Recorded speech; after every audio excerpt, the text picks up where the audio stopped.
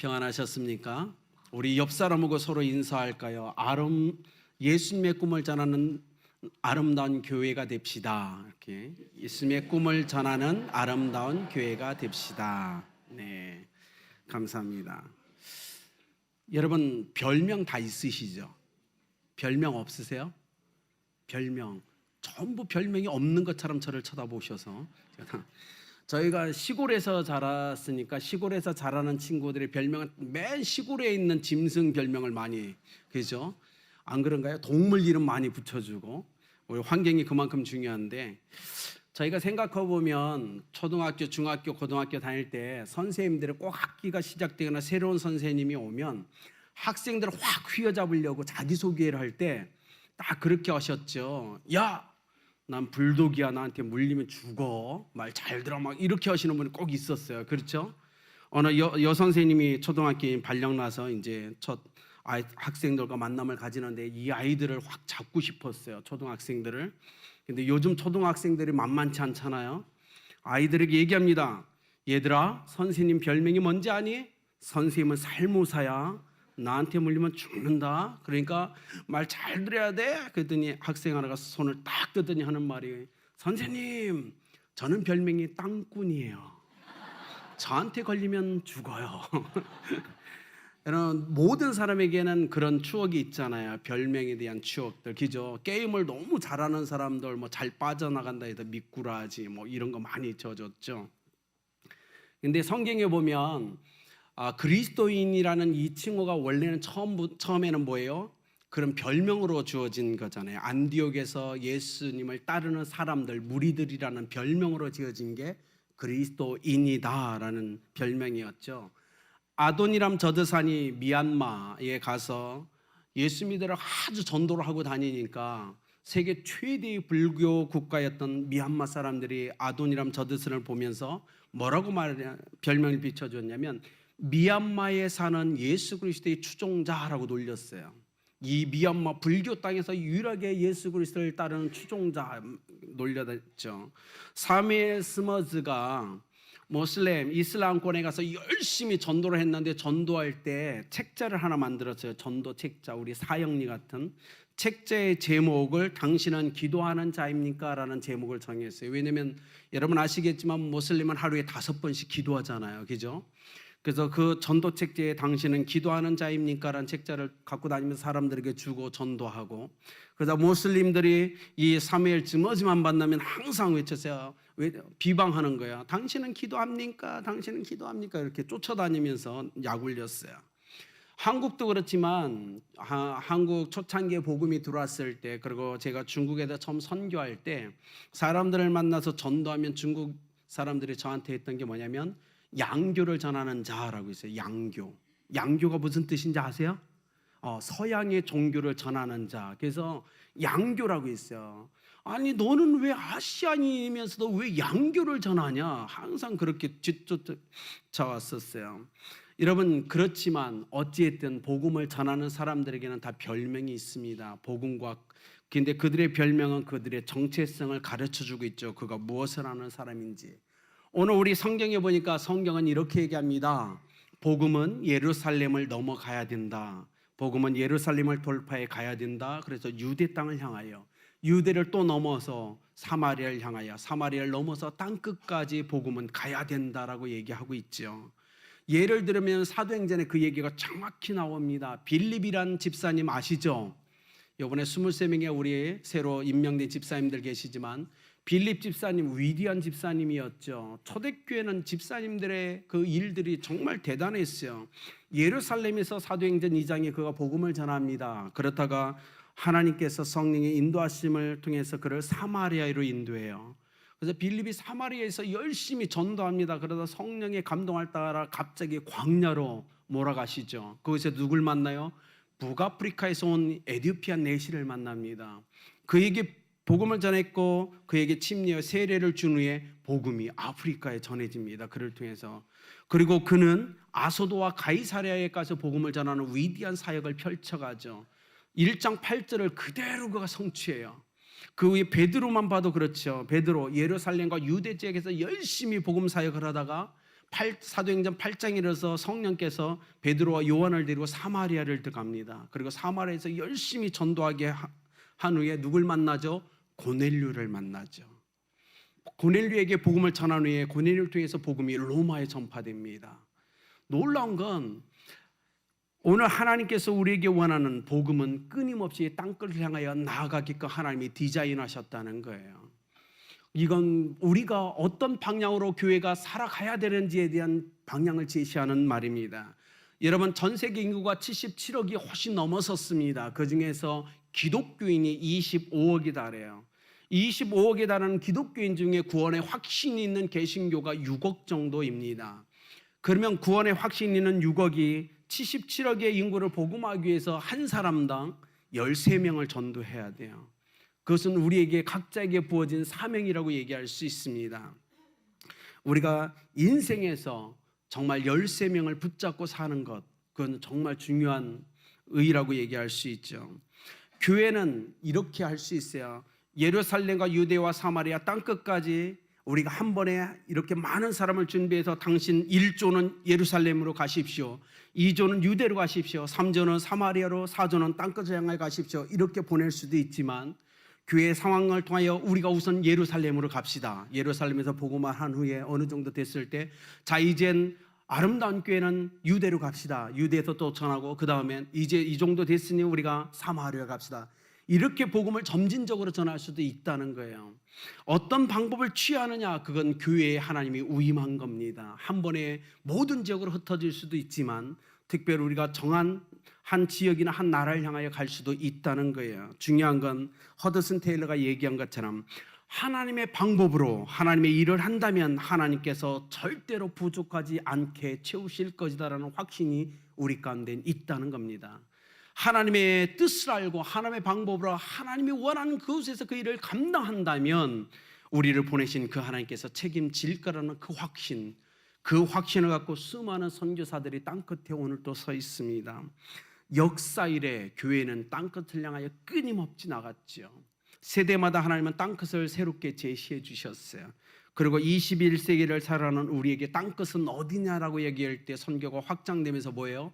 예수 그리스도를 믿지 않는 그 영혼이 우리에게 땅끝이다. 그러니까 우리가 국가적인 땅끝이 아니고 지역적 땅끝이 아니라 예수 그리스도를 믿지 않는 그 영혼이 미전도 종족이고 미접촉 종족이며 그들에게 복음을 전파해야 될 우리의 땅끝이다라고 우리가 확장을 했습니다. 사랑하는 여러분, 오늘 그 복음을 갖고 누가 가고 있냐면 하나님은 어떻게 역사하면 질그릇 같은 선교사를 통해서 그 질그릇 같은 선교사 몸 안에 복음을 담아서 쌓아서 선교사를 땅끝으로 보내신다는 겁니다. 오늘 하나님이 이 땅에 일하는 그 일은 동일합니다. 질그릇 같은 여러분 속에 복음을 담아서 하나님은 움직여 가고 계신다는 사실입니다. 사랑하는 여러분, 오늘 말씀을 통해서 우리가 세 가지 중요한 교훈을 우리가 좀 깨닫기를 원합니다. 첫 번째, 오늘 우리가 로마서 10장 13절에서 15절 말씀을 보면 복음 전하는 자의 중요성에 대해서 우리에게 얘기합니다. 복음 전하는 자가 얼마나 중요한지의 첫 번째 우리에게 교훈을 주죠. 여러분, 교회라는 건 뭐냐면 한 번도 해보지 않은 일과 한 번도 가보지 않은 그 지역으로 해서 항상 준비하고 있는 게 교회인 거예요. 어느 날 갑자기 빌립을 광야로 이끌어 가셔서 북아프리카에서 온 에티오피아 내시에게 복음을 전하도록 인도할 때 순종했던 것처럼 교회는 단 한 번도 해보지 않은 일, 그리고 한 번도 가보지 않은 지역을 가슴에 품고 준비하고 있어야 된다는 거예요. 성령께서 이끌어갈 때 그 즉시 순종하여 쓰임받을 수 있도록 준비된 교회, 하나님은 오늘 또 그런 교회들을 찾고 계십니다. 그런데 준비가 되어 있지 않아서 하나님이 지금 당장 필요한데도 쓰임받지 못한다는 건 이건 불행이죠. 요한복음 6장 39절에 예수님이 이렇게 얘기하셨습니다. 나를 보내신 이의 뜻을 행하리 함이라. 예수님이 이 땅에 오셔서 정확히 아버지의 뜻, 보내신 분의 뜻을 행하면서 인생을 살아가셨어요. 이 땅에 교회가 존재하는 이유는 교회를 세우신 그분의 뜻을 행하기 위함입니다. 그것이 유일한 존재의 목적이에요. 여기 있는 목회자의 뜻 아닙니다. 우리의 뜻 아니에요. 교회를 세우신 그분의 뜻대로 우리는 순종하기 위해 교회는 존재한다는 사실을 항상 잊으면 안 돼요. 그럼에도 많은 분들이 그걸 잊고 살죠. 목회자를 위해서 존재하는 게 아닙니다. 교회는 철저히 교회를 세우신 그분을 위해서 존재하는 거예요. 그걸 놓칠 때 교회는 타락합니다. 그리고 잘못된 길로 들어서죠. 중요한 건 우리에게 그 분별할 수 있는 능력이 우리에게는 없다는 거예요. 그래서 끊임없이 나락으로 떨어지는 교회들 우리 많이 봤잖아요. 기억하십시오. 아름다운 교회는 교회를 세우신 예수 그리스도의 목적에 순종하기 위해서 존재한다는 사실을 끊임없이 기억하셔야 돼요. 내 의견이 반영되기 위해서 존재하는 게 아니에요. 여러분 15절에 보십시오. 보냄을 받음에 대해서 중요합니다. 중요성을 얘기하죠. 진정한 복음 증거자, 그는 첫 번째로 중요한 건 하나님 앞으로 예수 그리스도로 성령으로 말미암아 보냄 받았다는 사실입니다. 중요하죠. 여기에 대한 분명한 확신과 믿음이 있어야 돼요. 여러분 이럴 수 있죠. 선교사들, 제가 중국으로 갈 때요, 예전에도 말씀드렸지만 선배를 만났는데 이런 거예요. 성경을 가져가도 됩니까? 했더니 너 성경 가져가다가 공항 검색대에 걸리면 너 어떡할래? 그러면 너 중국 땅 못 밟아.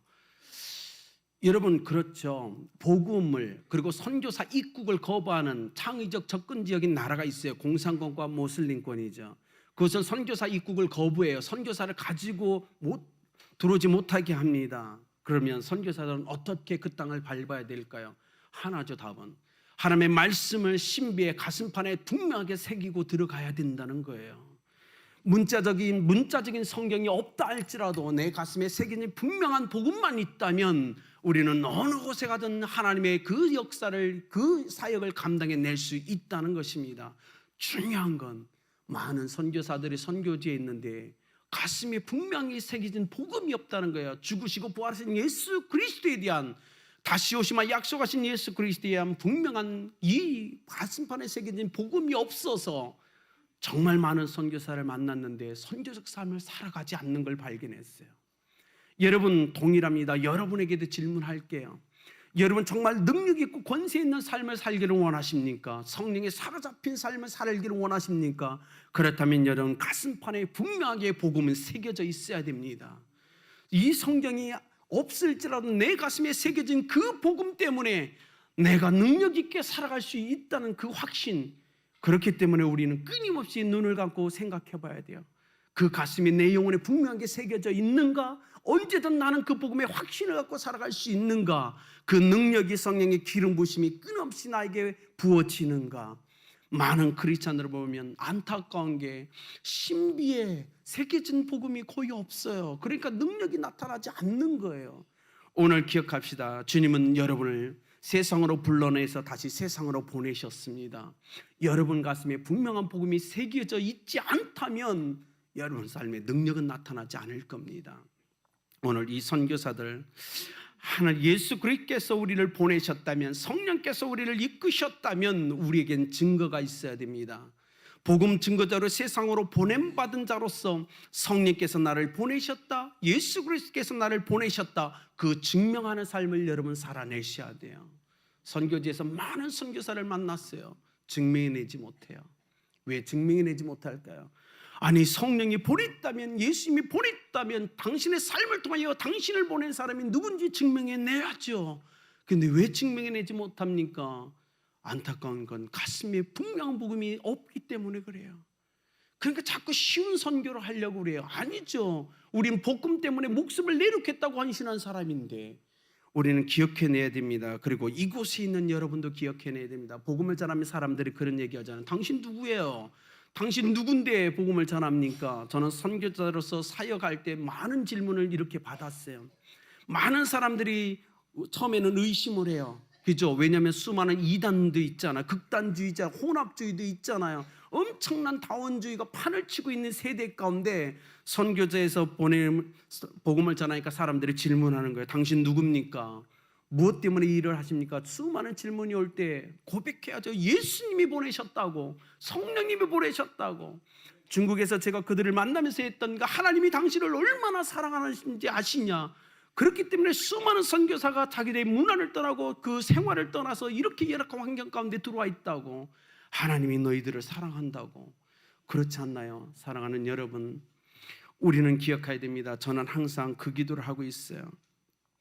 새벽마다 우리 모든 기관을 위해서 기도하면서 정말 이런 기도를 해요. 하나님, 우리 교회 유치부가 있어요. 유치부. 우리 유치부들이 정말 학교에 그 유치원에 가서 유치원을 위해서 기도할 수 있도록 은혜 내려달라고 저는 기도해요.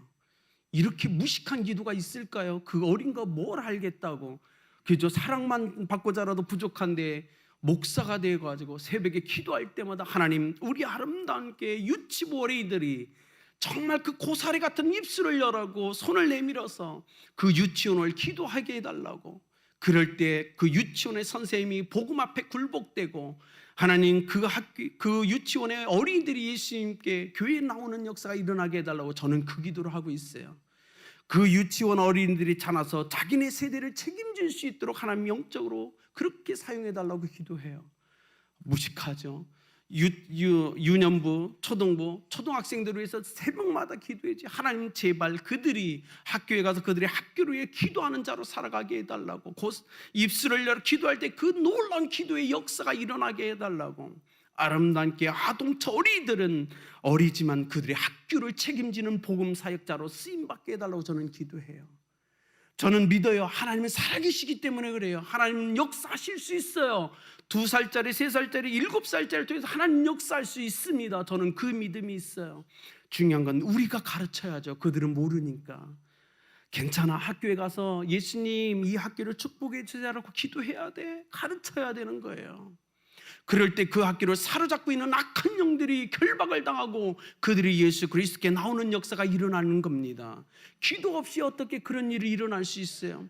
우리 초등학교 학생들이 세상에서 하나님이 불러냈어요. 우리뿐만 아니라 그들도 그 학교로 파송을 받았다고요. 그들도 복음 전도자의 사명을 감당해내야 되는 거예요.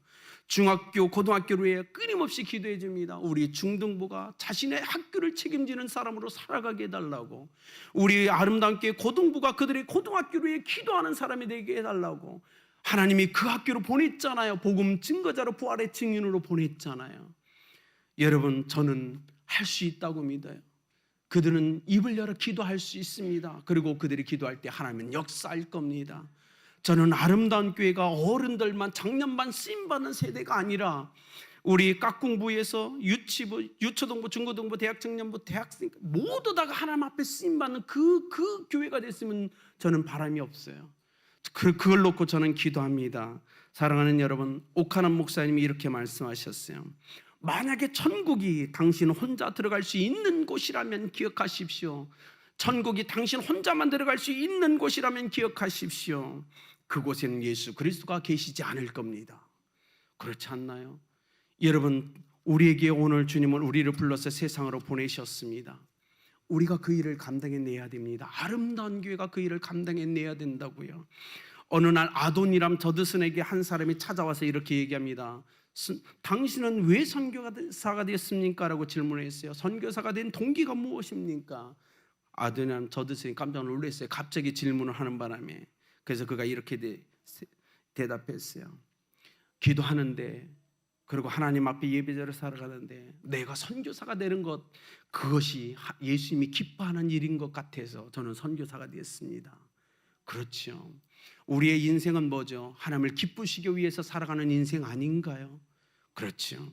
저는 정말 원하기는 오늘 이 예배가 끝나고 여러분이 삶 속으로 흩어졌을 때 우리 주님이 여러분을 보면서 웃으셨으면 좋겠어요. 여러분이 하는 말 때문에 웃으셨으면 좋겠고, 여러분이 하는 그 일 때문에, 다른 사람을 돕는 아름다운 손 때문에, 복음을 전하고 싶어서 무릎 꿇고 기도하는 여러분의 몸부림 때문에 예수님의 얼굴에 웃음이 넘쳤으면 좋겠어요. 내가 너 때문에 행복하다. 한 영혼을 구원하기 위해서 이곳에서 무릎 꿇고 기도하는 그 모습 때문에 나는 행복하다. 그런 고백, 그런 어떤 주님의 그 울림이 우리 가슴 속에서 좀 일어났으면 좋겠어요. 아름다운 교회가 이제는 교회 본질, 세상에서 부름받아 세상으로 보냄받은 자로 정체성을 가지고 아름답게 살아가시길 예수님의 이름으로 축복합니다. 두 번째로 복음을 들음에 대한 중요성을 강조합니다. 복음을 들음에 대한 중요성, 너무 중요하죠. 아프리카에서 한 선교사님이 사역을 하는데 어느 날 나이가 지긋한 한 할머니가 선교사님을 찾아왔습니다. 그리고 성경을 내밀어, 선교사님, 저는 글씨를 몰라요. 문맹자입니다. 그리고 눈이 안 보여 시각장애인입니다. 그런데 선교사님 부탁이 있습니다. 빨간 펜을 들고 요한복음 3장 16절을 찾아서 빨간 줄을 좀 그어 주십시오 얘기했어요. 그래서 선교사님이 요한복음 3장 16절에 빨간 줄을 쳐서 거기에 책갈피를 껴서 줬습니다. 할머니가 무엇을 했을까요? 날마다 학교 정문 앞에 아이들이 끝나기를 기다립니다. 그리고 아이들이 끝나고 나오는데 아이들을 한 잡아요. 학생 할머니 좀 도와줘. 내 할머니 뭘 도와드릴까요? 내가 글씨를 몰라. 그리고 잘 안 보여. 그러니까 이것 여기 빨간 줄 친 것 좀 읽어줘. 학생이 그것을 읽어주는 거야. 하나님이 세상을 이처럼 사랑하사 독생자를 주셔서 쭉 읽어줬어요. 할머니가 질문하면 학생 무슨 뜻인지 알겠어? 학생이 아니요 모르겠는데요. 그래 내가 얘기해 줄게. 그리고 전도를 하는 거예요. 글씨는 읽을 줄은 모르지만 그동안 하나님의 복음이 분명하게 가슴에 새겨져 있잖아요. 그러니까 그 새겨진 복음을 갖고 설명을 해주면서 전도하는 거예요. 여러분 영혼을 구하는 방법은 수천 수만 가지예요. 단 한 가지라면 여러분 못할 수 있어요. 그렇죠? 전도하는 한 영혼을 구하는 방법이 딱 한 가지라면 우리 못할 수 있어요. 그러나 전도의 방법은 수천 수만 가지입니다. 우리는 할 수 있어요. 그걸 주님께서 기도한다면, 영혼에 대한 부담감이 있다면 하나님은 우리를 통하여 역사하실 수 있다는 겁니다. 여러분 우리가 다 하나님의 보좌 앞에 섰는데, 어느 날 다 섰는데 누군가가 손을 들고 하나님을 향하여 외칩니다. 내가 저 세상에 있을 때 복음을 듣지 못해서 예수님을 믿지 않았습니다. 여러분 누군가 입술에서 그 이야기가 나온다면 우리는 전부 주님의 거룩한 임재 앞에서 거룩한 죄인으로 무릎을 꿇고 회개해야 될 겁니다. 왜냐하면 그가 이 땅에서 복음을 듣지 못해서 예수님을 믿지 않았다는 그 호소는 뭐예요? 교회가 전도하지 않았다는 거잖아요. 절대로 그런 일이 일어나면 안 돼요. 최소한 하나님의 보좌 앞에 우리가 섰을 때 어느 누구 하나 복음을 듣지 못해서 믿지 않았다는 고백이 나오지 않도록 교회는 최선을 다하여 복음 전도자의 삶을 살아가야 됩니다. 그렇게 살아가야 돼요. 우리는 부끄럽지 않게 그렇게 살아가야 돼요. 아니요, 여러분 중에 천성적으로 내성적이고 담력이 없고 용기가 없는 분 있어요. 그러면 기도할 수 있잖아요. 하나님 우리 권사님 전도 잘하세요. 우리 권사님 통해서 더 전도가 일어나게 해주세요. 왜 기도 못합니까? 할 수 있죠. 예, 하나님 그걸 원하는 거예요. 각자의 은사에 맞게 그 자리에서 함께 협력하여 선을 이루라고 얘기하고 있는 거예요. 여러분 한국에서 전도하는 거 정말 힘듭니다. 그렇죠? 마음문을 열지 않아요. 전도지 받지도 않습니다. 저는 개인적으로 한국 사람들이 예수님을 믿지 않은 이유 중에 큰 이유는 복음을 처음부터 끝까지 다 들어보지 못했기 때문이라고 저는 믿는 사람이에요. 그런 예수님의 이름은 들어봤어요. 교회에 대해서 들어봤어요. 교회가 뭐 하는 곳인지도 알고 있어요. 그런데 복음을 처음부터 끝까지 정확히 들어보지 않았다는 사실. 여러분 이 땅에 그 사람이 너무나 많다는 거 아십니까? 그들은 복음을 정확히 듣지 못해 예수님을 믿지 못하고 있어요. 여러분 다 보험 들으셨죠? 모든 분이 아마 보험을 다 갖고 계실 겁니다. 솔직히 질문 하나 할까요? 약관을 다 처음부터 끝까지 한 달 하나 다 읽어보신 분 손 들지 마세요. 창피하니까. 저도 잘 안 읽어요. 그래서 어떻게 손해봐요. 중요할 때 보험회사 가요. 그걸 갖고 분명히 명시돼 있잖아요 라고 따져요. 보상 안 해줍니다. 똑같아요. 사람들이 복음을 처음부터 끝까지 다 들어보지 못해서 손해보는 것, 너무나 우리에게 안타까움이지 않습니까? 우리는 그들에게 정확한 복음을 전해줘야 될 이유가 있습니다. 사랑하는 성도님 여러분, 그를 위해서 우리가 기도했으면 좋겠어요. 아름다운 교회를 한번 저는 고민해 봤어요. 우리 교회는 어떤가? 정말 아름답죠. 홈스쿨을 해요. 그죠? 전도 특공대 하면서 시장 돌아다니며 커피 나눠주죠. 아름다운 신문 뿌리죠. 장학 사업도 하고 있죠. 초청 잔치도 합니다. 교회 세움도 하고 선교사들 파송해요. 핸즈온 프로그램을 통해서 우리 청년들을 외국으로 보냅니다. 그리고 이번에 단기 선교처럼 단기 선교를 끊임없이 보내요. 여러분 이 일을 하는 이유가 어디 있을까요? 교회이기 때문에요? 아닙니다. 그들에게 복음을 전해주고 싶어서 하는 거예요. 그 일들을 통하여 그들의 마음을 얻고 그들의 생각을 열어서 복음을 다 전부 들을 수 있도록 해주기 위해서 우리는 그 사역들을 하는 거예요. 그것이 복음과 연관이 없는 일이라면 의미가 없는 거예요. 우리는 그 일을 끝까지 해야 됩니다. 아니요, 앞으로 더 많이 해야 돼요. 더 많은 사역들을 우리가 펼쳐내야 된다고요. 그 이유는 뭐냐면 사람들에게 정확한 복음을 들을 수 있는 기회를 제공해 주기 위해서라는 거예요. 그렇기 때문에 사랑하는 여러분, 아름다운 교회가 그런 곳에 재정이 지출되는 거 우리는 기뻐해야 됩니다. 주님이 기뻐하는 거예요. 그곳에 우리는 더 많은 것을 투자하고 더 많은 것을 우리는 헌금해야 됩니다. 그래서 하나님의 뜻을 이루어 드려야 되는 거예요. 목장 모임 힘드시죠? 매년 가사원이나 5명씩 명단을 적어내라고 이제는 바닥이 다 드러났는데, 그죠? 끊임없이. 그런데 뭐예요? 그것이 의미가 있기 때문에 그래요. 주님이 원하고 기뻐하는 일이기 때문에 우리는 그 일을 해내야만 된다는 겁니다. 여러분, 세 번째로는 주의 이름을 부르는 그 중요성에 대해서 우리에게 합니다. 주의 이름을 부른 자는 구원을 받으리라. 예수님의 꿈, 하나님의 꿈은 디모데전서 2장 4절, 모든 사람이 구원을 받으며 진리를 아는 데 이르기를 원하시는 것, 그것이 하나님의 꿈이고 예수님의 꿈입니다. 이 꿈 때문에 예수님은 마태복음 28장에서 가라라고 얘기하셨어요. 교회를 향하여, 이곳에 예수 그리스도를 제자들을 향하여 가라고 얘기하셨어요. 우리가 질문하죠. 예수님 가겠습니다. 어디까지 가야 되죠? 한계 좀 정해주세요. 그러더니 모든 민족에게까지 가라고 얘기합니다.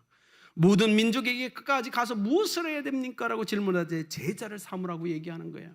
우리가 얘기하죠.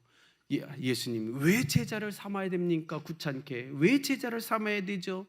분명한 건 이거예요. 우리는 영원히 살 수 없는 존재이기 때문에 제자를 삼아야 된다는 겁니다. 70이고 강건하면 80이라도 지금 100세를 사는 세대라도 우리는 영원히 살 수 없는 존재입니다. 내가 죽은 후에 누군가가 또 그 사역을 해야 되기 때문에 우리는 제자를 키워내야 되는 거예요. 내가 떠나고 누군가가 복음의 바톤을 이어가고 그 다음 세대를 책임져야 되니까, 또 그가 죽은 다음에 또 다른 세대가 일어나서 그 복음의 사역을 감당해야 되니까 제자는 세워져야 됩니다. 교회가 제자 훈련 삼기를 포기하는 것, 그것은 사명을 감당하지 않겠다는 거예요. 우리는 끊임없이 이를 위해서 헌신해야 됩니다. 여러분, 마태복음 24장 14절 기억하십니까? 이 천국 복음이 모든 민족에게 증언되기 위하여 온 세상에 전파되리니 그제야 끝이 오리라. 예수님은 이렇게 얘기 않으셨어요.